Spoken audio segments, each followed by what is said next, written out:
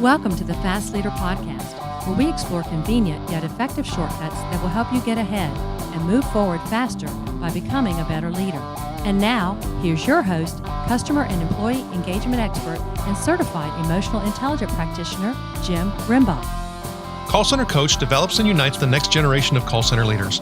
Through our e-learning and community, individuals gain knowledge and skills in the 6 core competencies that is the blueprint that develops high-performing call center leaders. Successful supervisors do not just happen. So go to callcentercoach.com to learn more about enrollment and download your copy of the Supervisor Success Path ebook now. Okay, Fast Leader Legion, today I'm excited because I have somebody on the show today who I've known from afar for a long time and have admired his work. And so now I get the opportunity to share it with you. Joseph Michelli was born in Raton, New Mexico, and raised in Florence, Colorado. He was actually found in a trash can at the age of 3 and adopted by 2 loving parents. He was an only child from an intact Italian blue-collar family. Joseph's first job was on his uncle's dairy farm, after which he began a career as a radio disc jockey at age 13. Continuing as a union musician and radio personality through college, he worked as an organizational development specialist after receiving his PhD from the University of Southern California. Dr. Joseph Michelli helps leaders and business owners define and build memorable brands. He activates people, processes, and technology to consistently deliver service experiences that drive loyalty and sustain profits. He's a Wall Street Journal, USA Today, Publishers Weekly, Nielsen Bookscan, and New York Times #1 bestseller.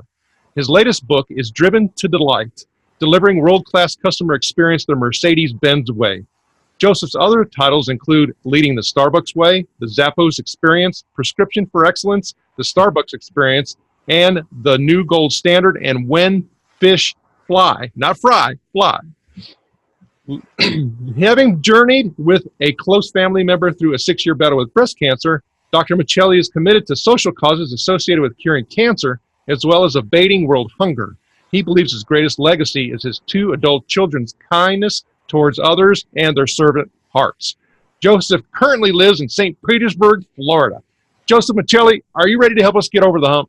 Are you kidding? Of course I am. Let's do it, Jim. I'm glad you're here. Now, I've given my Legion a little bit about you, but can you tell us what your current passion is so that we can get to know you even better? It's really pretty simple. It's serving people who are committed to serving other people well. That's it in a nutshell. Well, I mean, that's nice and succinct. However, the way that you go about doing that can be quite complex. It really is. I mean, I think a lot of us have deconditioned our otherness, and we're pretty focused on our self-needs. And from a business perspective and a personal satisfaction perspective, helping people figure out how to do it. And then from a business perspective, what are the levers that you can pull to try to drive a greater service experience within your culture? Now, I haven't had the opportunity to actually get deep into the book. However, I was perusing and looking over the contents just to prepare myself for our interview today. And I started looking at the content, and to me, it's kind of laid out as really like a road map, no pun intended. We're talking about Mercedes-Benz. But I mean, when you start looking at this process, and talking to the CEO, you had some comments about, you know, the timing and the aspects of actually going through this transition. But what did it look like for Mercedes-Benz to go through this? Well, I had an incredible good fortune to be working with Mercedes-Benz and a leader at Mercedes-Benz, the CEO, who wanted to transform the culture authentically from a pure understanding that he didn't manufacture the cars. That was happening with decisions being made in Germany. There was certainly a plant in Vance, Alabama, but he wasn't in charge of the manufacturing plant. He was in charge of Mercedes-Benz USA, the OEM that distributes out to the dealer community. He had an authentic commitment to try to help those dealers create greater connections, produce greater business results at their dealerships, and overall elevate the service experience of the brand. And so with that starting point, we took his vision of what that could look like. There was a lot of time spent imagining what the gaps were between the current state and the optimal future state. Lots of strategic war room planning on what could we do from a people, process, and technology perspective that would gain parity with others in the industry, actually be differentiators, and compete against the best of the best service experiences outside of automotive, really go head to head with another brand client that I worked with for a book, The Ritz-Carlton, to be thought of in the same rarefied air of service experience excellence as a Ritz-Carlton, for example. And so it really was a roadmap. It was this is the destination. Here are our gaps. Here's what we need to do. Let's get in the war room and figure out how we get there. Well, and I would dare to say that when you start thinking about certain organizations that are in the position of, say, like a Mercedes-Benz, where they have dealerships that they're dealing with and owners of those different dealerships. And so it's not just, hey, the company and what we're trying to do at that level, but I also have to have that filtered down and through all of my dealerships. How does that happen? Well, that's a great point. I mean, I've written books about Starbucks, and Starbucks is pretty much, we make a decision at leadership and we have our managers follow it, and everybody's paid for us and gets a W-2 from us. When you're talking about dealership, you're talking about independent business owners. So you're really talking about a business to customer relationship. So how do you help the middle B and the B to B to C actually be successful? And I think a lot of it is showing them that there is profit to be made in greater customer care. This is just not all fluffy, puppy dogs and roses kind of storytelling. This is really that human beings buy more cars if you treat them well. Employees treat people better if you treat them well. And if we can show the money on the backside of that, then people are willing to invest in doing it. Otherwise, it's a nice to have.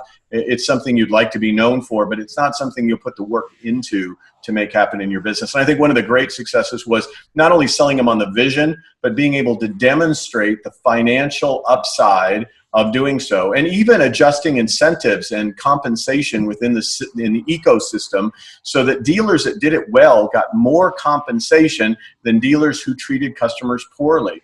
Now I'm going to feel it in my wallet. And we're seeing it in healthcare. We're seeing it in a lot of other places where value-based purchasing means that doctors not only have to produce quality outcomes, but they have to also treat people like human beings while they're doing it. The days of Dr. House in the television show where you can be the best infectious disease specialist in the world and treat people like total crap are gone. And so we had to get to that message in the dealerships, and people heard it, saw it, and actually demonstrated the financial benefits of it, and it's sustained in the culture. Well, and there's a couple of things that you mentioned that kind of stand out to me, especially when you start thinking about the automotive industry as an entirety. Is you talk about voice of the customer, you talk about incentivizing, and I think many of us in the North American market, have either purchased a vehicle or gotten the service, and then you get that pressure where it's, hey, you're going to be getting a survey, and in order for me to take care of my family, I need a 10. So what is it going to take in order for you to give me a 10? Well, the whole customer journey in automotive has had to change, right? People aren't going to dealerships to see the car for the first time. All the search is happening in digital space. They're coming in already predetermined what their choices are. They don't want a long buying experience within a dealership. They want to be able to experience the test drive so they can get a tangible realization of the car that they've already mentally decided to buy.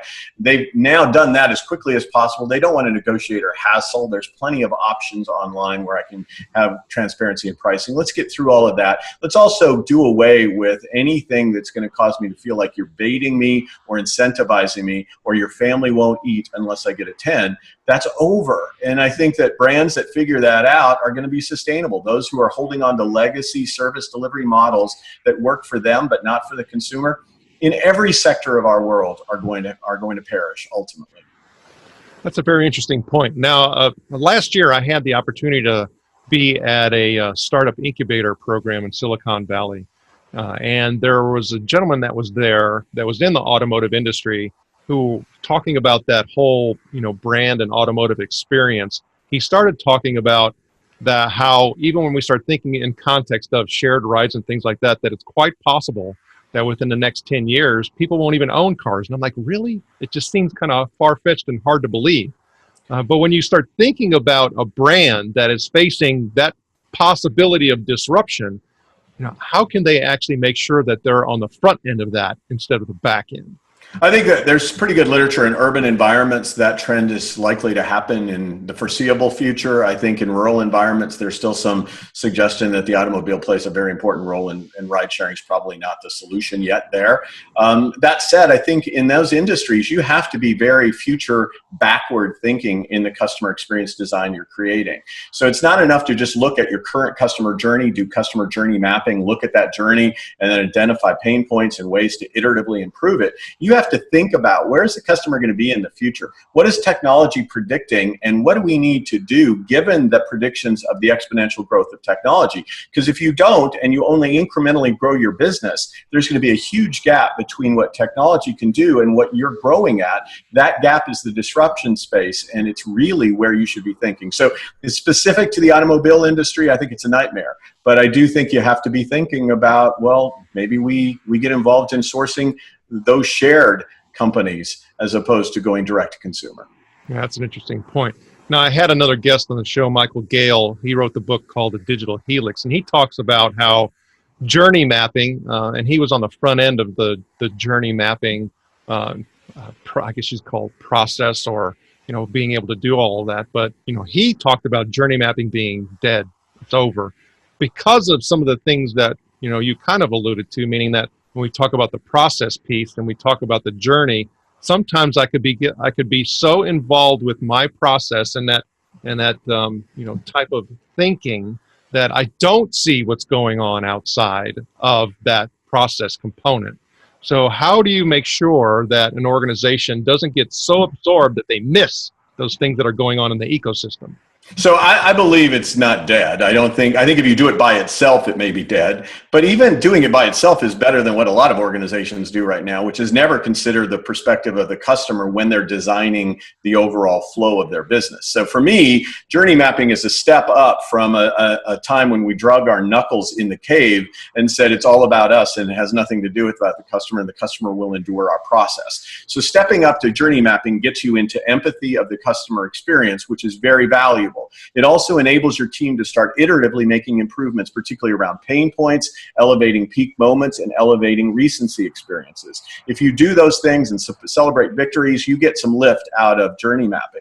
But if that's all you do, then you miss these very things that your guest so eloquently pointed out, which is the future is pushing on us at a rapid rate. And we need to think future backwards along with journey mapping. So literally, technologies we use with clients include both persona-based journey mapping for segmentation and an approach to understanding cultural trends, likely disruptors, and adopting some of the known customer behaviors and accelerating some of our opportunities to change the entire journey. Forget about the existing touch points. Build touch points that are relevant from the consumer world based on where we see the consumer going.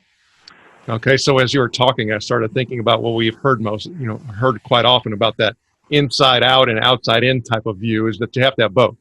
Yeah, I think you have to have both. And you also have to have future backwards view as much as today and slightly better tomorrow view. That's a good point.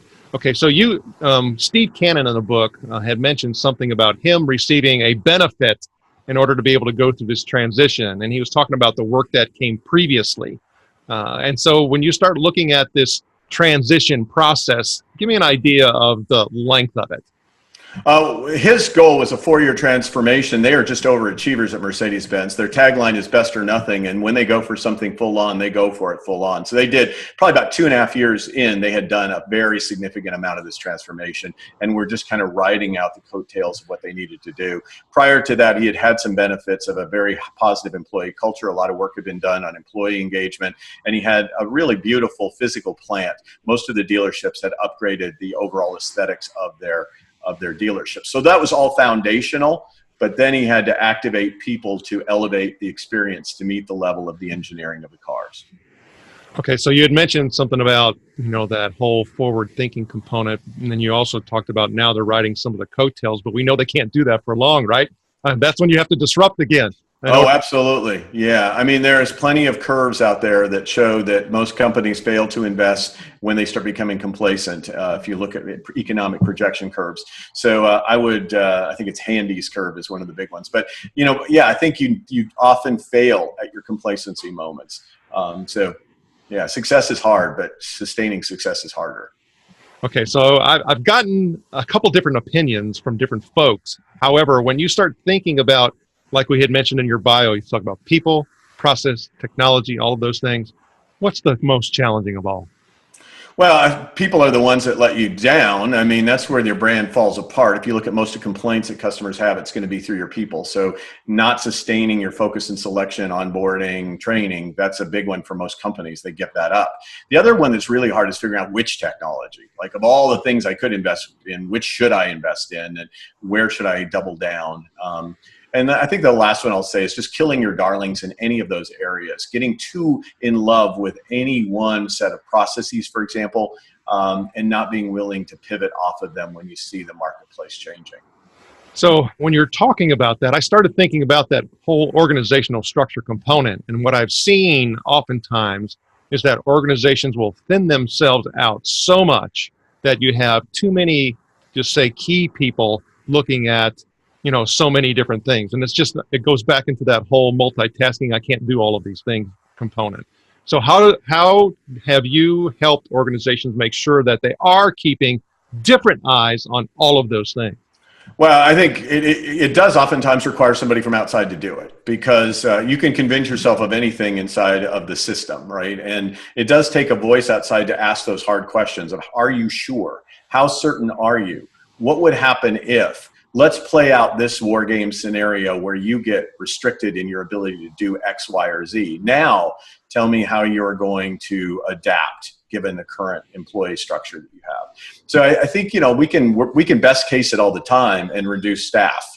I think you have to realistically case it and decide, who do we have to hold on to given the most probable scenarios that we could see in the marketplace, whether that's competitors or economic factors. I think that's a really interesting point you just brought up. I was just reading something yesterday, just talking about, development of skill.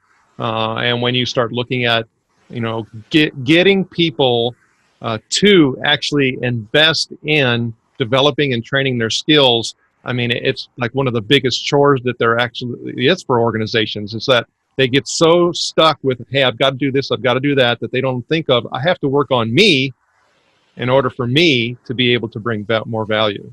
Absolutely. And, Harvard Business Review coined a term called VUCA, which is volatile, uncertain, complex, and ambiguous. And it really speaks to the business environment. It was applied traditionally to the war scenarios where, war scenarios were all about having, opponents in a volatile, uncertain, complex, and ambiguous environment. And that's why I often refer to war games. I mean, I think a lot of this is scenario running in your head to say, let's not just assume best case or mid case. Let's be capable of that. And to do that, we have to train people to be very adaptive and pivot in that kind of a business environment. And we have to train ourselves. Now, that's for true. Okay, so being the writer of several books, and looking at the back of your room, you have several books. I mean, when you start looking all that, they say that people who write are people who read the most. So I'm sure you do that. But when you start thinking about quotes, they're very inspirational to us, and I'm sure they are to you. But if you had one or two that you can share, what would it be? Well, I think Earl Nightingale influenced me a lot when I was coming up. He had a big voice and he was on the radio, and I was working at a radio station where he'd have his 1 minute moments every day that we play on the radio station. I remember him saying that our rewards in life will always be in proportion or in ratio to our service. And I think for me, that has been critically important to understand. The more I focus on service, the more life works itself out. The more I try to figure out how to calculate my own destiny, the less I'm focused on the needs of others, the less effective it is. So Earl Nightingale, our rewards in life are proportional or in ratio to our service. That's a good one. Okay, so when I started thinking about, just what we were talking about off mic and coming on here, and looking at this whole transition and being a disc jockey at 13, and how in the heck you got into the whole, PhD thing from there is an interesting thing. But, writing several books, going through and consulting and all of the things that you've been through, I'm sure there's a lot of humps and things that we could learn. Is there a story that you can share with us? Yeah, my biggest hump is in my personal life. My wife, it kind of starts really early on, and I was not wanting to do much more than focus on dating when I was in my late 20s and finishing up my PhD program. And I dated a woman for a year who was putting a little more pressure to say, "Is this all there is? Are you just all about yourself and the next date?" And my answer was pretty much yes, unfortunately. And she said, "Well, I'm committed to something longer term, and I want somebody who's committed to seeing a greater future for two people joined together in the power of teams." And so she kind of walked away from me for a while. I followed her. We ultimately decided to marry, and we focused on what would our legacy be if we worked effectively with this team. And that was a hump for me to get through that time in my life. The legacy turned out to be we're going to raise two kids that would give more to the world than they took. Ultimately, that particular person named Nora died of breast cancer about 5 years ago. And at the end of her life, in the very last days of her life, it was my son who had stopped working in his dream job and relocated to be there with his mother, who had humbled himself to learn how to be a CNA so he could take care of her in hospice time. It was my son who was toileting his mother and taking her from her toilet to what would ultimately be her deathbed. I can tell you that time in my life, the aha moment that comes from that lesson is that we do need to get out of our own sense of the now, what's in it for me, and start thinking about what can we create with other people in the service of others. And I think the more we do that, the more we leave a legacy of significance. And if I look at that scenario in retrospect, I also realize that we don't know how much time we have, and we can spend all this time in self-indulgence, but I think we want to leave a lasting mark on the planet for our time spent here. So I would say the bump that I got through was getting over my bad self and starting to think about what I could accomplish with somebody else and realizing that we don't know how much time we have, so let's get on it. I appreciate you sharing that. I mean, there's so many things that came flooding. Even I started thinking about me and something that I'm going through in the past day or two where, I'm like, I need to think a little bit beyond just the moment. That is frustrating the heck out of me with one of my kids, and kind of look past. Yeah, no, and I think that's exactly, it's natural to think about ourselves. It's just like, okay, so now what? The so what of that is, so let's do something with that, and let's try to bring some good to others through whatever we're going through. And the more we do that, the better it works out in the situation that we're so troubled by. Well, okay. So when you start thinking about that, and that drive and that force, and thinking about correlating and connecting it with customer experience and having brands bring that type of power to be able to, leave a legacy, I mean, where do you kind of see things going? I start, working with leaders all the time about their legacy. I help try to get individuals to say, okay, that's the purpose of the organization. They talk about it all the time, but you as a manager, as a leader, as a frontline person, how do you connect to that purpose? I mean, what's your personal lasting goal? What do you want to be known for? What's your lifelong brand going to be about? And how does that play into serving others? And then how do you yoke that back up with the overall purpose of the organization where you find yourself today? So I think the more we can get people to say, I don't want to be known for making this incremental increase on a net promoter score. I want to be known for creating a place where people tell others about how they were cared about. And I can do that. And that fits with the company's vision of X, Y, or Z. So as you're talking, I started thinking about essentially being in a conference room with all of the heads of my organization, and all of them have different views and viewpoints. And I start thinking about vision, but then I start getting into that alignment component.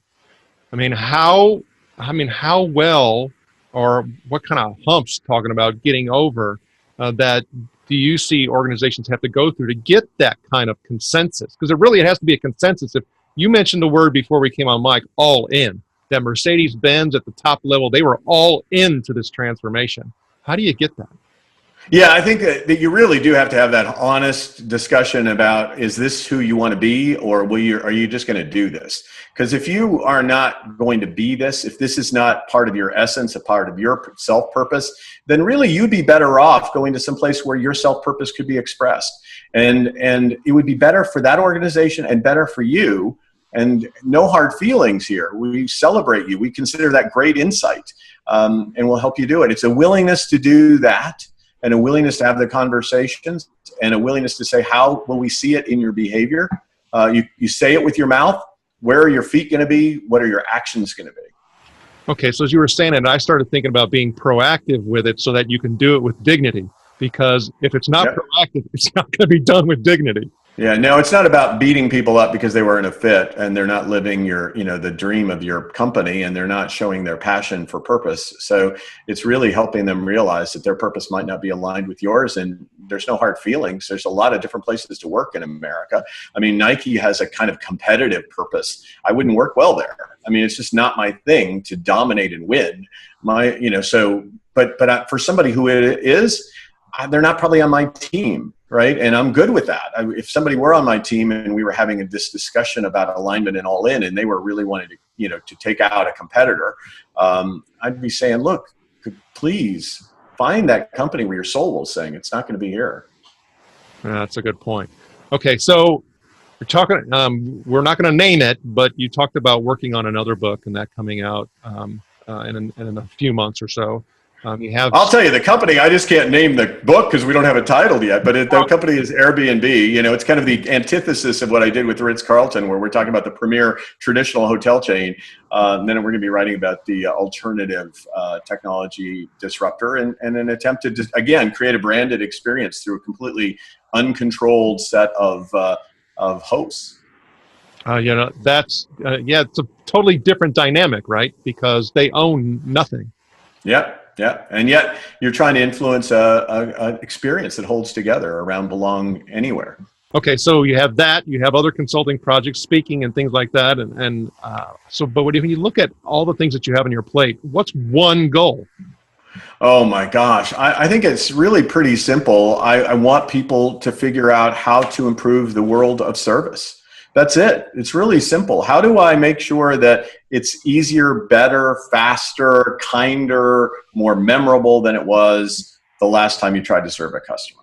And the Fast Leader Legion wishes you the very best. Now, before we move on, let's get a quick word from our sponsor. An Even Better Place to Work is an easy-to-use solution that gives you a continuous diagnostic on employee engagement along with integrated activities that will improve employee engagement and leadership skills in everyone. Using this award-winning solution is guaranteed to create motivated, productive, and loyal employees who have great work relationships with their colleagues and your customers. To learn more about An Even Better Place to Work, visit beyondmorale.com/better. All right, here we go, Fast Leader Legion. It's time for the Hump Day Hoedown. Okay, Joseph, the Hump Day Hoedown is a part of our show where you give us good insights fast. So I'm going to ask you several questions, and your job is to give us robust yet rapid responses that are going to help us move onward and upward faster. Joseph Michelli, are you ready to hoedown? I am ready. Let's go. All right. So what do you think is holding you back from being an even better leader today? I think in general, I am still thinking I need to have all the answers. What is the best leadership advice you have ever received? That you don't need to have all the answers. You need to ask really smart questions. What is one of your secrets that you believe contributes to your success? I think that I've studied emotional intelligence. I believe in the power of emotional intelligence. That means empathy. That means my capacity to kind of try to read social situations for appropriateness. It means being very realistic about my own weaknesses, being very self-aware, and having self-discipline. So what do you feel is one of your best tools that helps you lead in business or life? Mentors and colleagues who are so kind to be on the board of directors of my life and guide me whenever I am in doubt. And what would be one book that you'd recommend to our Legion? It could be from any genre. And of course, we're going to put a link to, all of your books on your show notes page as well. Well, I read it all the time. It's Man's Search for Meaning by Viktor Frankl. It's one of my favorite books. It's a reminder that no matter how bad things get in a concentration camp, there are human beings who are capable of doing amazing things on behalf of others. Okay, Fast Leader Legion, you can find links to that and other bonus information on today's show by going to fastleader.net/Joseph Michelli. Okay, Joseph, this is my last Hump Day Hoedown question. Imagine you were given the opportunity to go back to the age of 25, and you can take your knowledge and skills back with you, but you can't take everything back. You can only choose one. So what skill or piece of knowledge would you take back with you, and why? That it is more important to care about people than anything else in the entire planet. Caring about people is the insurance plan for your future. It really is. And caring about yourself is the insurance plan to make sure that there's nobody there to insure you. Joseph, it was an honor to spend time with you today. Can you please share with the Fast Leader Legion how they can connect with you? It's pretty simple. My name is my website. So josephmichelli.com. That's JosephMichelli.com. Joseph Michelli, thank you for sharing your knowledge and wisdom. The Fast Leader Legion honors you and thanks you for helping us get over the hump.